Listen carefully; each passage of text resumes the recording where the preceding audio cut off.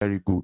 You more because where you are going to need this is when you are going to be doing budgeting, when you are going to be writing proposal, and you will have to tell the governor of a state how much it will take to restore a forest reserve, to restore a wetland in a state, how much is going to cost to, to protect a particular wildlife sanctuary, or probably uh, to implement a climate change related project. So how much is going to take? So that's where your mathematics and calculation will come. And it is a bit of statistics. And that's why it's not the general mathematics for the engineering. So basically, those are some of the things that you will really require. And honestly, your local language is also critical in this field, because you are going to be in the rural area where poor people, vulnerable people are going to be. And you might not be able to communicate in English. You have to be able to communicate in your local language. So if you are a Yoruba, if you are Igbo, if you are Hausa, please take your local language subject very seriously. I have had situation whereby I was implementing.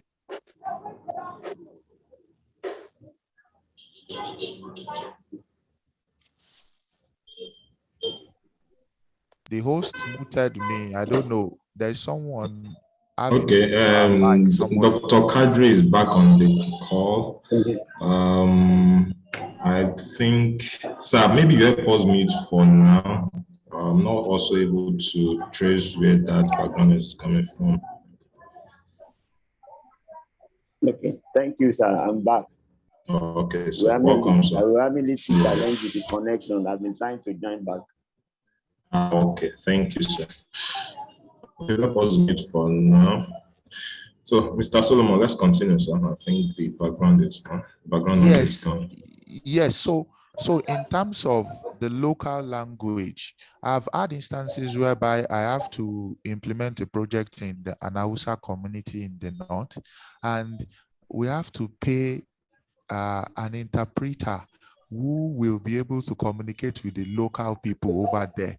So, and that's also some kind of job for our young ones, because they can be a communicator or a translator in these local communities, and they get paid for it. So I think you should take very seriously your local language subject. Also, if you can even learn outside your own local language, if it is Hausa, if you are Yoruba, you can take subjects in Hausa. You can, if you are Igbo, you can take subjects in Yoruba, and you know that it will be useful for you in the coming years when you are a professional. So if I think I've dealt with that area of that stage of education. Subject so moving combination, yes. Yeah, so in your jam as well, I think it's just science, biology, physics, chemistry, English, mathematics, just the right one for you, the right combination for you for your jam. So if you don't want to do much of physics, you can do geography. You can do geography, as I've mentioned. It's something that allows you. And I know that also you also have to check with the university what subject combination goes for the particular a discipline that you want to study. So if you want to be a forest manager or a forest scientist, so you know all of those science related subjects that you have to take up in your job. So in terms of when you are in the college or in the university in the tertiary level, there are a whole lot of, it's a broad area of discipline. And some of the ones that I like to highlight here is that you can decide to study forestry. You can decide to study forestry. You can decide to study conservation biology. You can even go ahead and study zoology. You can study botany. Botany is the study of plant. Zoology is the study of animal. That is the aspect of science that deals with animal. You can go ahead and study natural resource conservation. That's also you can even just do biology, biological sciences. These are courses at tertiary level that are very key and that can make you an environmental conservationist. You can even go ahead and do climatology. So this has to do with weather pattern, looking at areas, the issues around weather, determining the wind speed, uh, the uh, the state of the weather. So you can go ahead and do climatology. You can It's a broad, you can do environmental science. You can study environmental science.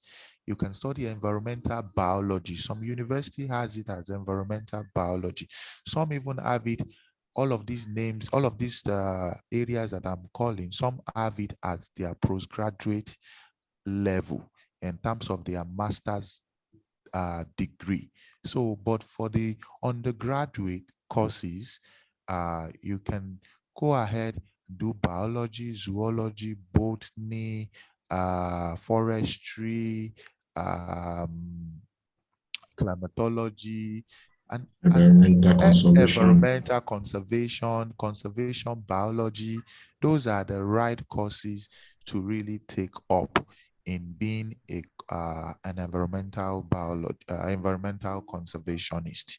And I am very sure that when you take up this course at undergraduate level, you will now begin to narrow yourself into the area of the environmental biology that you really want to focus on. And you can even do environmental law. I've forgotten that aspect because we also need lawyers that are dedicated to environmental policies, that are dedicated to international negotiations that has to do with the environment, that can help negotiate for Nigeria in the league of negotiation at international level and even at local level. We have what we call environmental impact assessment, which is mandatory for all businesses who are setting up projects to take up, to do before they start their project in any area, wherever they want to do it. They want to look at what will be the impact of your project to the environment. How can you reduce this impact? How can you reduce the risk? Those are that's what the environmental impact assessment is. And we also need a lawyer in the team. The assessment is made up of the assessor are made up of a big wide multidisciplinary team of experts that are able to assess and put down those things that they have seen, and now they can mitigate, how they can reduce the impact of the project on the environment, and what are the safeguards. So you can be an environmental lawyer that will be help in terms of drafting national legislations on environment, policies on environment, and all of that. Those are career paths. And let me just stop there. Thank you. Thank you so much, Mr. Solomon. Thank you for that exhaustive leave. Rather of possible routes to still the same subject matter, and for the purposes of iteration, some of the subject combinations at senior secondary level include geography, agriculture, nature science, biology, English, and I put basic maths, not compounded or scientific mathematics or engineering mathematics. then you need also to grasp as much as 2 or 3 local language around us in such a way that aside your own natural local language, you are able to also consider others that you think you'll be able to master. And part of the career paths, or rather courses at tertiary level that can be studied and will still lead us here include botany, zoology, forestry, natural resource, climatology, biological sciences, environmental science, environmental law, which helps in international negotiations, environmental impact assessments, and policy formulations for purposes of legislation and the likes. Thank you so much, Mr. Solomon, once again. So Mr. Kadiri is back on the call. I would like us to quickly go to Mr. Kadiri even at this time. I'm trying to check that he's still on the call. Oh, okay. So the question that I left on the table for you, sir, is what we are going to start with. And the question is, why will you advise any young students about to make a career decision to make a foray into your own discipline or your own career path? What are the opportunities and what is the need to aspire towards? And I left a by the way question also. You have been practicing for almost 20 years or more. Will it take anybody making a foray into this field that length of time to begin to make an impact in the field? So over to you, Dr. Kadiri. Okay, thank you, Mr. Moderator. Yes, sir. Once again, good morning, everybody. Why would I want to go into the profession of veterinary medicine? Now, presently in the world, and especially let's table it down to our own country, there's a high rate of unemployment. And so as a young person, I remember when I wanted to read veterinary medicine, I look at many graduates will come out and there's no work. So I said, oh, let me see what I will do as an intelligent person. So I look at human medicine. I said, no, unless you are employed by the federal government or the state government, you just be on your own. I said, okay, I want to read a course that even when I finish, I'll be able to take care of myself. I won't need to look for a job anywhere. And also I'll be able to have impact on the environment. And fortunately, I love animals. So I just said, okay, let me go to vet medicine. In fact, my first choice, second, in those days, there is always this first choice, second choice, third choice that they allow you to make in your jam. And all my own was UI, vet medicine. And I want to thank God that I didn't make a mistake. As a veterinary surgeon, there are vast areas of opportunities for you. You can, when you finish school, maybe after your youth service, even during your youth service, you can start your practice. As a person, I started practicing in small animal clinics for close to 2 decades now. And I also consult for farms. So you can open your animal clinic or hospital where you take care of animals. You know, there's this saying that the animal doctor is the best doctor because you can't ask your clients, how old are you today? What are you feeling? Are you having a headache? You just must know what is wrong. And today we have a lot of us who have suffered losses as a result of losing our animals. Many of our young people, they love pets. I'm very sure most of us in this forum, at one time or the other, or even as we're talking now, you have pets in your house. So how do you take care of those pets? When they are sick, how do you take care of them? And apart from that, there are some zoonotic diseases. You know? Zoonotic diseases are diseases that are transferred from animals to humans, just as our conservationist has told us, giving us the example of the COVID. You know, that's one of the zoonotic diseases that could have happened. And there are so very many zoonotic diseases. So as a vet surgeon, you are not only treating the animals, you're also concerned about human health. You are ensuring that, oh, human beings are also safe. Even though we have the animals with us, Some of us, we sleep with our dogs in our bedrooms. We have our cats. Some of us, we have pregnant women in their houses and they have cats. Some diseases can be transferred to these people if they are not well catered for. That is one. Also, as a vet doctor, you have the opportunity to go into production. You can ally with a friend.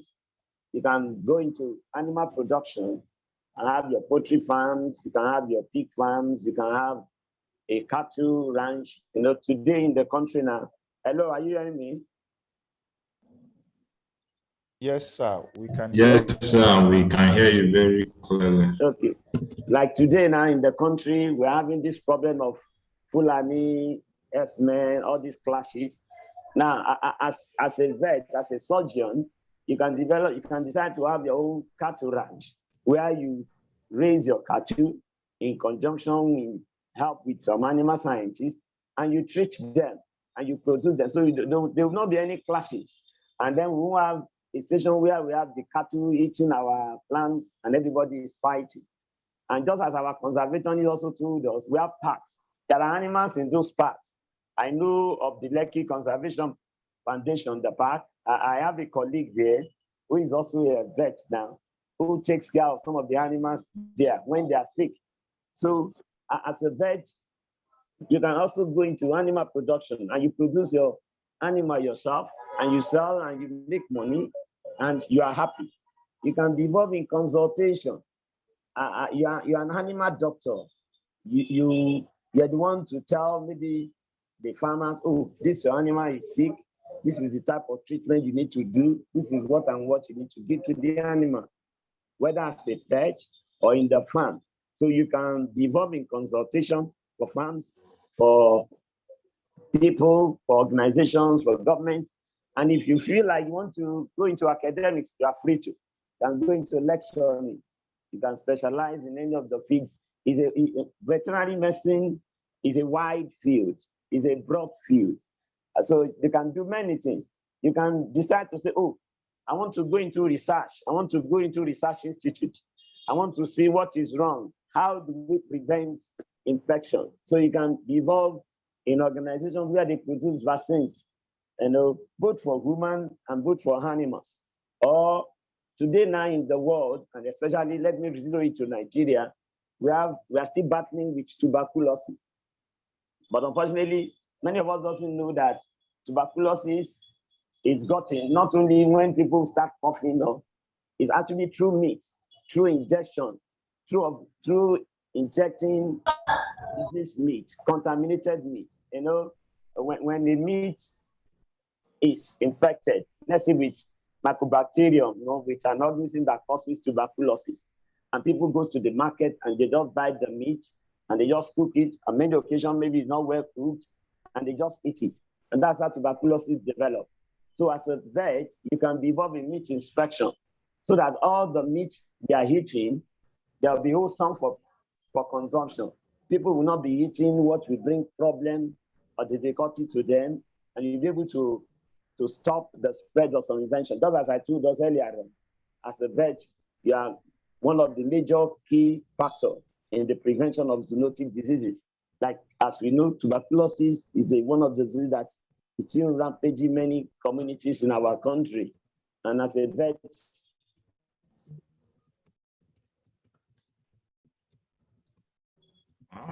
it seems you have lost. in public health, you can help that. So, and you can also decide to say, oh, I want to work in agencies like maybe NAFDAC, where they deal with drugs. Every one of us, at one time or the other, we are taking one drugs or so. So there are some people who produce these drugs and they regulate them, animal drugs especially. Presently in the whole world, especially in our country now, there's something we are facing. We call it antimicrobial resistance. That's why when you see somebody with a mild infection goes to the hospital, they give him or her a simple drug or antibiotics. It will not work. Why? Because many of the drugs that are being used on our farms are not well regulated. The professionals are not being called upon. So it's the duty of the vet to come in and say, no, you must not use this antibiotics. You must use this one. This is the quantity you should use. This is the quantity you should not use. Why? Because if you use this can lead to infection because people are going to eat those things. Human beings are going to consume them and it will affect them.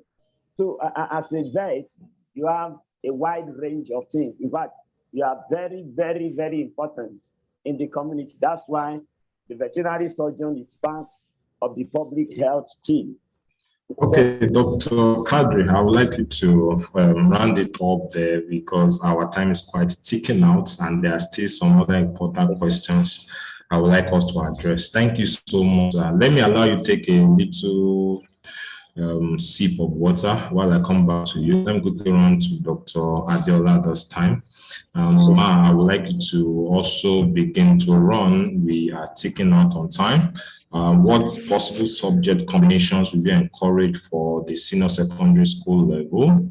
And I know agric economics is available in most of the universities. Was that the only possible course at the tertiary education level that a student can enlist for to become an economist?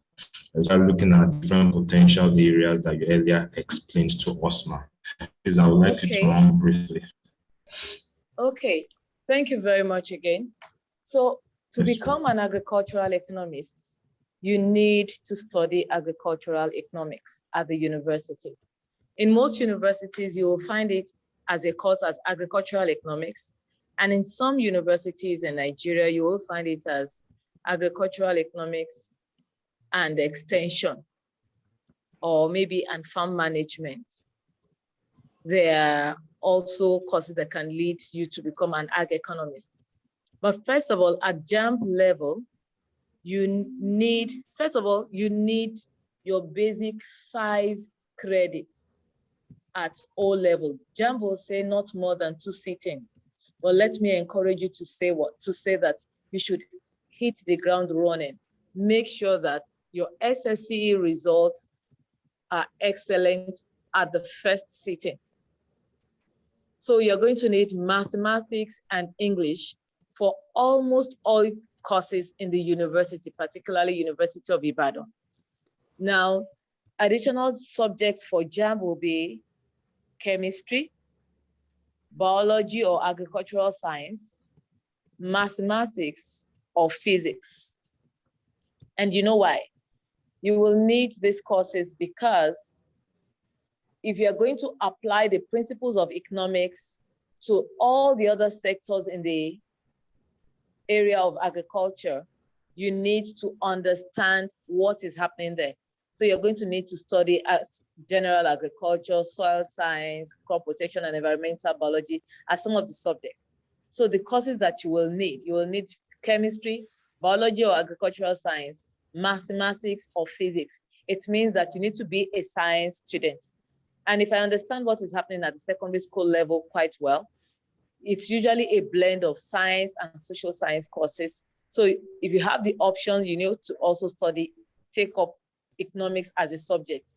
If not, well, it's not going to create problems for you when you come to the university. We have some courses that are introductory courses that will guide you, and then you will need to study all of that. Now, after your first degree, you can actually already find your area of interest, research, consulting, or practice. And you can, before you graduate, we have what we call... Sorry, ma'am, before you continue, just for the purposes of clarification, you seem to sit around only one route to becoming an agricultural economist at the tertiary education level, and that is agri-economics and extension. Are there other possible routes to the same field? I'm going into that. Thank you, ma'am. That's why I started emphatically. To be an agricultural economist, you need to study it. Okay. And then I was going to say that after the first degree, then you can already find out what your interest is, research, consulting, or practice. Now, if you have studied any other course and you want to be a farmer, you want to own your own farm, you want to be involved in agribusiness, you will need not a full course as an ag economist now, but some short-term courses that will give you the basic understanding of what you want to get involved with and how to run it. So you will find out like that a place like IAR&T, Institute of Agriculture Research, Institute of Agricultural Research and Training in Nigeria, it's located here at Ibadan, has short-term courses.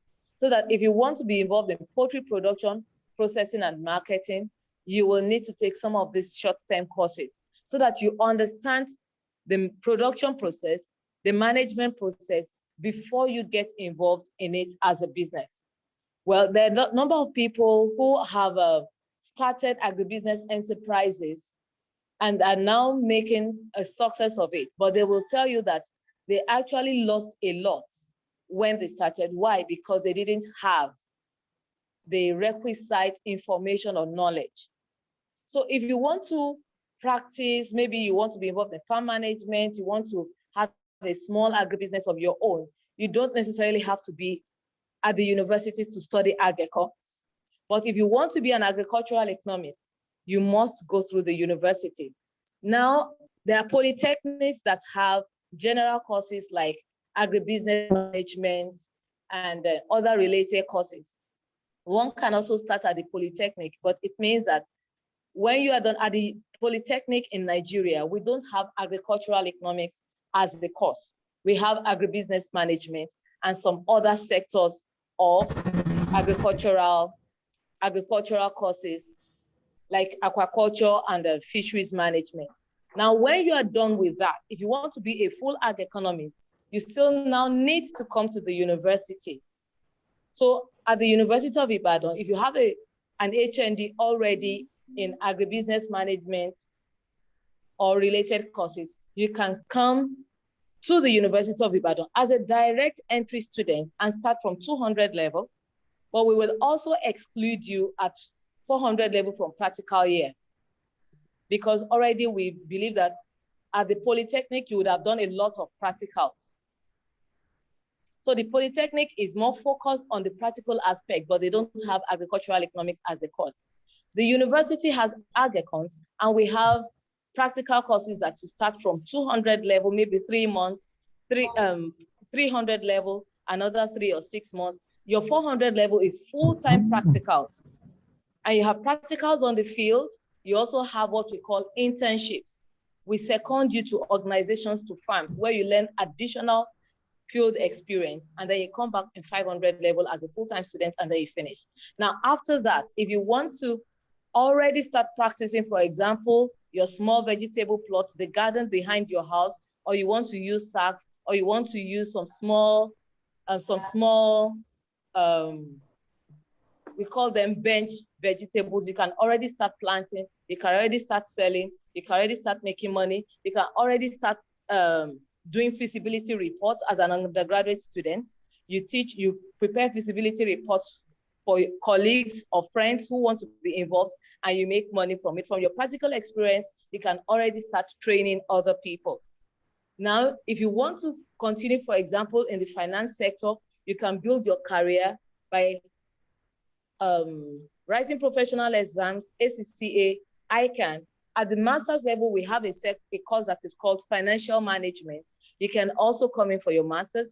Now, if you want to work in the Ministry of Agriculture, you not necessarily don't have to come back for a master's in AgEcons. You can also go for a master's in any other related agricultural field. But if you want to get to the height of their career as an agricultural economist, like one of the former ministers of agriculture was an agriculture economist, Dr. Akiumi Adeshino. He's the current president of African Development Bank. Then you need to do a master's, you need to do a PhD, minimum of a master's. A PhD is always, always, always an added asset. And like I said before, if you want to make impact across Africa, across Nigeria, you need an advanced degree. And then you can work with local NGOs, you can work with international NGOs, you can make impact, and you can make life beautiful for people because you change them. Thank you very much. Thank you so much, Doctor. Thank you so much for this enlightening session, and thank you for making a quick wrap. So, Dr. Kadiri, I'm coming back to you with the same question because we have some people on this call who are quite interested in your field and how practicable, how entrepreneurial it is. So, to a large extent, I want to believe also that your requirement will be science-based courses. And the other side I would just like to quickly ask you is that at the tertiary level, what are the possible courses that a prospective candidate can do aside veterinary medicine?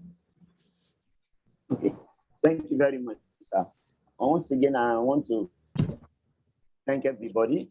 Now, just as the moderator has said, and the last speaker, to be a veterinary doctor, you must be a science student, the basic one, physics, chemistry, biology, English and maths. That's the basic one for the undergraduate. Now, at the tertiary level, then you can proceed into research and go to masters, then you can specialize. You either specialize and decide to go mainly into production or mainly into animal treatment, small animal, avian treatment, into research. You can decide that you want to be involved in international organizations, you want to do some research, you can do that at master's level, and then you can proceed even to your PhD. You can also decide to be a lecturer in any of the universities. You know, there are various fields of the veterinary medicine. So you can decide to go into surgery, you work in the hospital, you are the chief surgeon. You can decide to go into public health, where you are a very important tool in ensuring that we have food environment, people are healthy, what they eat and how they live with the animals. You can also decide that, oh, you want to be on your own, you want to be a consultant. You can be consulting for people. And I know with that, in the matter of time, you make a success. I remember you asked a question earlier on that does it take so long, 20 years to make impact? No, it doesn't. I said I've been practicing small animal. Thank you for coming back to that. It doesn't. You don't need to take so long at all.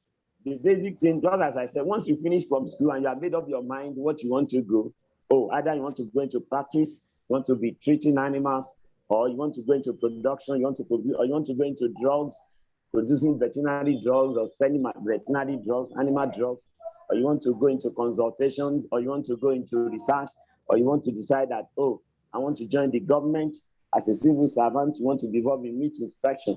So it doesn't take you long, and it doesn't take you so much time before you get established in the particular direction or field that you decide to specialize. And just as we say, hard work with God on our side, there's no limit. So I want to thank everybody. Thank you and God bless you. Thank you so much, sir, for that quick input. So at this point, we'll begin to look at 1-2 questions that we want to round up with. But I would like to quickly crisscross the 3 speakers at this point, and my question cuts across, and it's basically around what are the soft skills that the prospective students will need, soft skills and extracurricular activities that will help a prospective student in this field. I remember Mr. Solomon mentioning earlier that there's a need to learn budgeting, and I also see a need also to learn how to manage a project, especially when you have to consult for state governments concerning their wildlife and conservation and the like. So those are the possible 2 skills that quickly pop up in my mind for Mr. Solomon, who is an environmental conservationist. So, Mr. Solomon, have I helped you? What are the other additions that I would like to put on the table as regards soft skills and co-curricular activity or extracurricular activities? Yeah, I think you have mentioned one of the very important one. Just to add a few entry-level skills and all of that will add value to a young conservationist. So I think where where a young person needs to start from really is to, at the secondary level, is to join a club that is related to the environment. I know that there are clubs on climate change club in schools. There is young farmers club in school. There are also conservation club that is being popularized by my organization.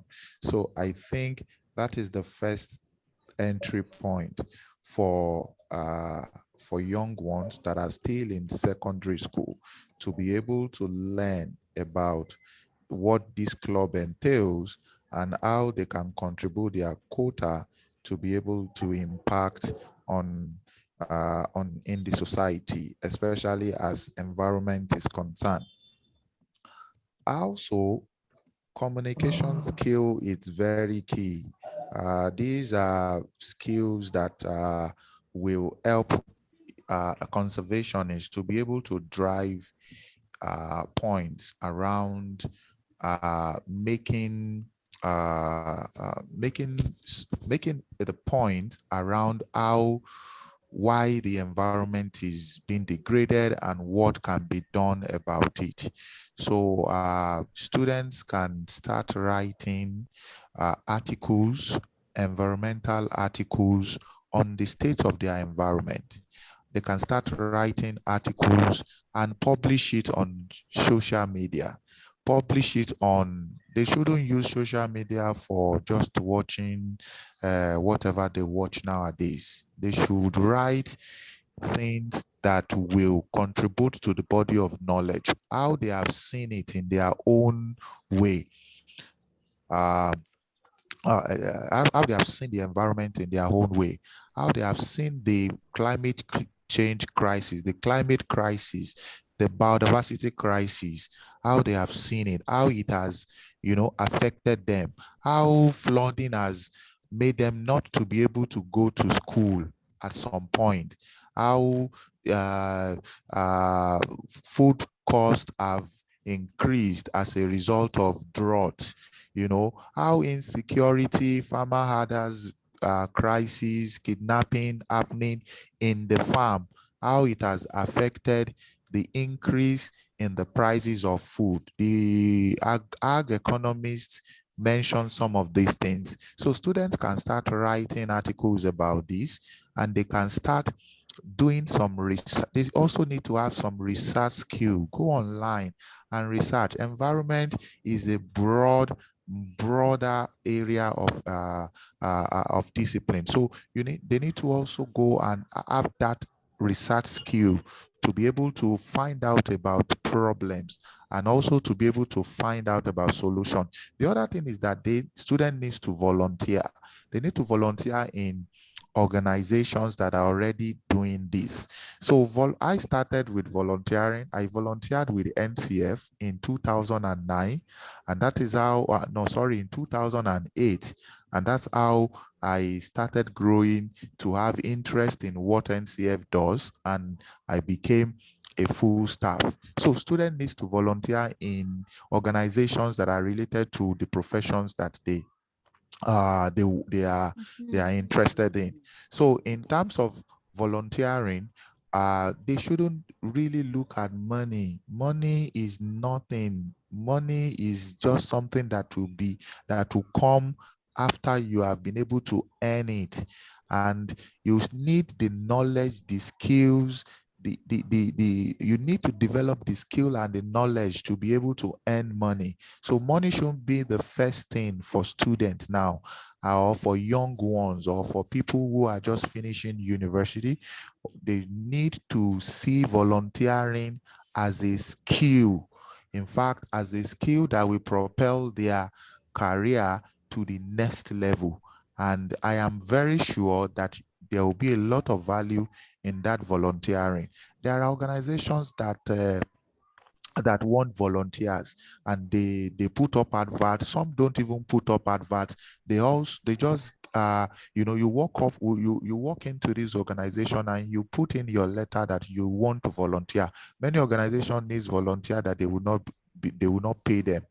non-paid volunteers. And before you know it, you start learning skills on what you need to know about that career that you want to take up. So a lot of things to really learn, a lot of things to really but to encapsulate this soft skill thing, I think you need to place yourself as a student, as young ones, in a volunteering position. That will help you to gather all the skill required that is needed for the career path you are taking up. Thank you.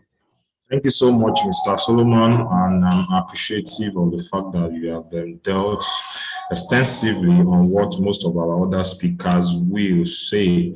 So at this point, Dr. Adeola, aside the things that Mr. Solomon has mentioned, what are the other additions you would like to put on the table as regards soft skills that may be needful for a prospective agricultural economist? Okay, so let me say quickly that if, well, a lot of things have been mentioned. As an ag economist, I want to include creativity, okay, ma'am. Thinking out of the box, teamwork, reliability, assertiveness, good problem-solving skills, good communication skills, flexibility, good time management, responsibility, and leadership. Now, these are things you learn when you take up responsibilities, you participate in extracurricular activities at school. So the extracurricular activities can actually be in any sector. But if you do have a Young Farmers Club, let me encourage you to be a part of that. Otherwise, if you're a member of your literary and debating society, if you're a member of any Girls Guild, Boy Scouts, these are skills that will be developed because you will learn to work with people. You will also learn to be creative. You learn to be assertive. You learn to manage your time. So those are excellent things. And then when you at the end of secondary school, if possible, you can find a place to volunteer. But I mentioned internship. Internship can be paid or unpaid. But if you find a place during the course of your study to intern, to learn, like I said, at UI, at 400 level, we send you to other organizations and we take reports from those organizations about your performance. All of these things will help you to build and develop your soft skills. It's also important that you know who you are. And one of the things that we do here at the University of Ibadan is to encourage entrepreneurship. I teach principles of entrepreneurship. And so I encourage people to run micro businesses where you not only learn about running a business on a tiny scale, but you also study and learn who you are, understand your person, and that will help set the stage for.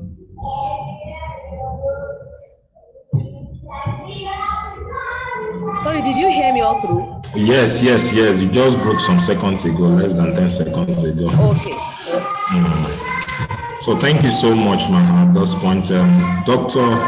Kadiri, any other inputs aside what has been given? We have less than 2 minutes to end up this call.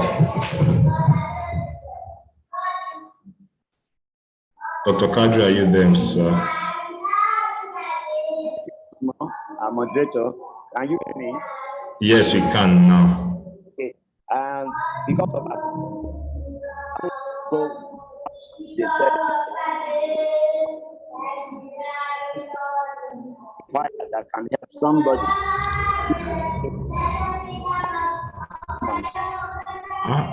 This is seriously breaking, sir. We are not making any sense of this. It's busy breaking. Hello, sir. Sincere apologies, our participant at this point. We need to call it a short. We would have loved to hear from Dr. Kadiri. There's a minstrel in yes, one of sir. the groups. We need to. There's a minstrel singing somewhere in the background. I don't know if that the person can mute him or herself. A young boy was singing somewhere in the background. Okay. Apologies about that. Dr. Kadiri, it's 15 seconds, sorry. But at this point, we want to say a big thank you to every of our speakers. Thank you so much for making our time to be part of this session. Thank you for the great and quality input you have made available at this time. We look forward to meeting you again and again and again and again. Thank you so much, Dr. Olajide. Thank you so much, Dr. Kadiri. Thank you so much, Mr. Solomon. I look forward to one of these days meeting you one-on-one and giving you a proper handshake, because I don't have that privilege here. For me, at this time, I will say a big thank you for joining us on this call. We look forward to meeting at some other time. Thank you to our viewers. Thank you to our participants. Thank you for joining. At this time, I will encourage that we leave the room and join the main room for additional inputs that we may have to receive at this time. Thank you so much. Have a great day. Thank you. Thank you very much. Bye. So.